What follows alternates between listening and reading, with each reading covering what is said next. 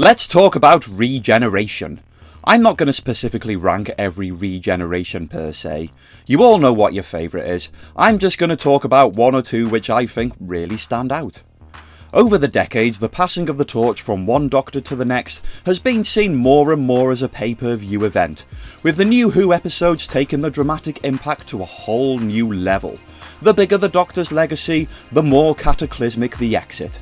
And being a person who likes his Doctor Who with a pinch of intensity, for my money, the more story-driven, the better. Some might say that the largest tug to the heartstrings was the 10th Doctor's closing segments. And yes, that tragic look in those glazed puppy dog eyes as he cries out his desire to not want to go sure is a whopper, but I don't think it holds a candle to the 11th Regeneration. To make things clear, I'm not talking about the old Smith Doctor's regenerative burst that wiped out a troop of Daleks, though that is flipping really cool. Using death as a weapon there. I'm talking about his closing reset scene with Clara in the TARDIS. Having done his time, fulfilled his prophecies and lived life to the utmost, Smith's Doctor was primed for the noblest of exits. But from what I can see, despite all of this, and like Tennant's Doctor, he appeared to still not want to go. But unlike Tennant's Doctor, who, if nothing else, at least had the privacy to engage in a full emotional outburst, number 11 appeared compelled to play the part and put on a brave face, despite the fact that his two hearts were aching inside. The reason why he behaved this way was simple. Clara was there, she was freaked out, and he didn't want to make it worse for her by appearing scared. What a trooper. You can really see the emotional conflict on his face throughout the closing monologue, which is still present right up until his final second.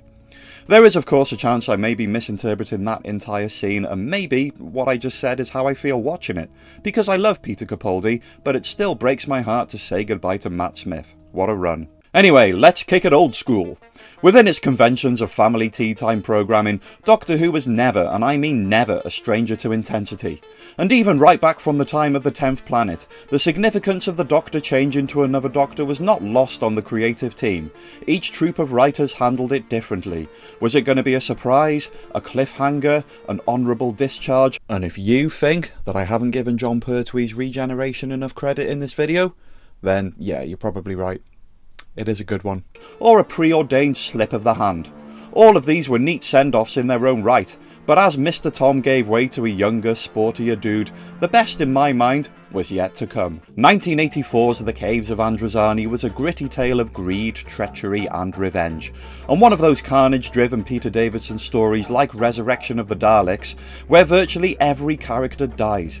There's no break from the rubbish time that the Doctor and his companion Perry have in this serial. Those Androzani caves are riddled with danger, soldiers, gunrunners, androids, that thing. And all because of this glossy bigwig who will stoop to all kinds of lows to keep Spectrox flowing across the market. A milky substance with restorative qualities that can allow humans to live up to twice as long. Yay. Look at him pushing that guy down the lift. These androids are actually really cool, and I've got no beef with this thing. They're his flipping caves after all, and he's the only morally justifiable creature in this serial. Well, that's a joke. On arriving here, Perry accidentally puts her leg in this giant egg thing. And from that moment on, number 5's existence is on borrowed time. Because of this mishap, both Perry and the Doctor begin to show signs of Spectrox toxemia, which will give you rashes, hallucinations, and then finally the big sleep. The only cure is the milk of a cave bat, and all the cave bats have been driven underground by humans. Oh boy. Making it clear that he doesn't really give two twerks of a magma beast posterior about the local politics and fighting of this world, the Doctor only really wants to get him and Perry the heck out of there. But as Perry succumbs to the latter stages of the illness, the Doctor is compelled to go hell for leather to save her life. Partly because he's a hero, and partly because he feels guilty for bringing her into this mess in the first place. Man, it's really awesome. Really thrilling stuff. He completely belittles the greedy intentions of these gunrunners, and deliberately crashes their ship, just because it's easier than trying to waste time negotiating with the clowns. Not feeling the best, he then legs it from one end of the landscape to the next, bullets popping at his feet. He almost doesn't make it, then he does make it, and yay, united at last. Now it's just the small matter of crawling through a labyrinth of caves whilst already on your last legs and with very little oxygen. What a trooper. Once in the TARDIS, the Doctor wolfs the remedy down his companion, sparing not a single drop for himself, and not even giving it a second thought. And then it's game over.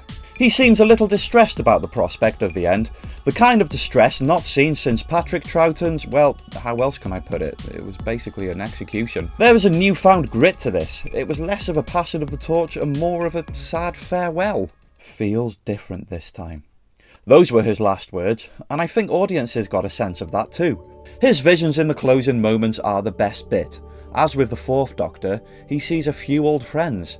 There's Tegan, Turlough, Chameleon from the King's Demons, nice of him to show up, Nyssa, Adric, and Adric's appearance is particularly harrowing, as partly he was the assistant who died, and partly because you can actually hear the Doctor calling his name in a deluded state. There's unfinished business if there ever was any. You know how Doctors tend to get a clean exit from their own personal story arcs? Well, I guess it just wasn't the case this time around. The Doctor will always be sad about Adric's death, but for the Fifth Doctor, it was something else again. And of course the Master. Yes, he's calling on the Doctor to give up and die, but we all know he's just egging him on to get well the only way he knows how. Then, it's over. As done so well in many of the new regenerations, there seems just not quite enough time for a proper goodbye.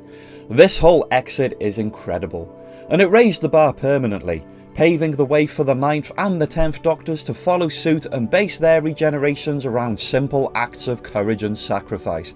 And that's not the only comparison I like to draw here. Vital to the story of this regeneration is what happened next. And in case you're wondering, I think Colin Baker's intro in The Twin Dilemma is awesome. I love Colin Baker, his Doctor wasn't always likeable, and that was the point. Was number 6 trying to annoy people on purpose? I do believe the answer was yes, and that was pretty ahead of its time. In this regard, the whole process is very much like Matt Smith's regeneration, and Clara and Purper Gilliam Brown go through a similar journey. The person left behind is a bit of a swine. At the start of Peter Capaldi's 3-series story arc, he was by design not really a pleasant Doctor, and the same was true for number 6, as his ego and pompousness skyrockets in a way that would put even number 1 to shame. This transition was also peppered with intense emotional outbursts, most of which were directed towards poor Perry. Being a companion from this point onwards was even more hard work than it was before, sometimes not even worth the effort. As for Colin Baker and the 6th Doctor himself, his particular regeneration wasn't really comparable, as it sort of didn't exist.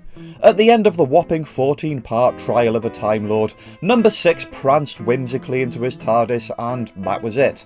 Following this closure, Colin Baker's relationship with the show ended abruptly, and so the transition occurred with an attack on the TARDIS in the opening moments of Time and the Rani, which depicted Colin Baker face down on the floor, except it was actually Sylvester McCoy in a wig. Smooth and also deeply unsatisfying. McCoy's regeneration, on the other hand, had a good deal more clarity to it, but his visually massive transition from number 7 to number 8 was done primarily for the sake of continuity, not a massively emotional experience, nor was it meant to be. The same goes for the one after that, and depending on how you count, the one after that as well.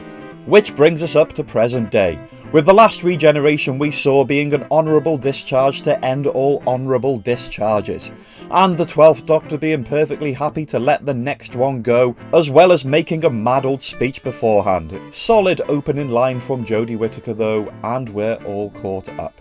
Yep, I think it's fair to say that the regenerations which focus on the Doctor bowing out as a not particularly pleasant experience are among the coolest. They provide weight to the idea that the person you're looking at is, or should I say was, less of an intergalactic deity and more of a person, with vulnerabilities, weaknesses and fears. And this is important because the Doctor is the main character in Doctor Who, so you gotta get right in there. What other Doctor Who stuff would you like me to talk about? Sound off in the comments and don't forget to hit subscribe. Have a good one.